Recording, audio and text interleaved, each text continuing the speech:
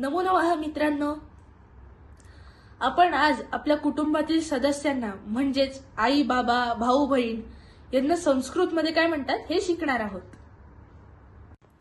वडिलांचे वडील आजोबा पितामह, तसंच आईचे वडील आजोबा मातामह.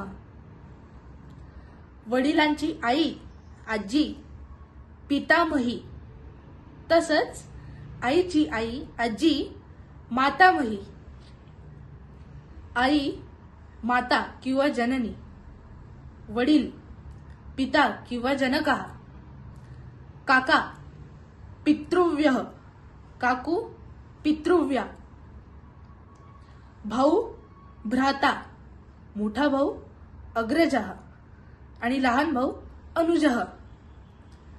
बहीण भगिनी, मोठी बहीण अग्रजा आणि लहान बहीण अनुजा.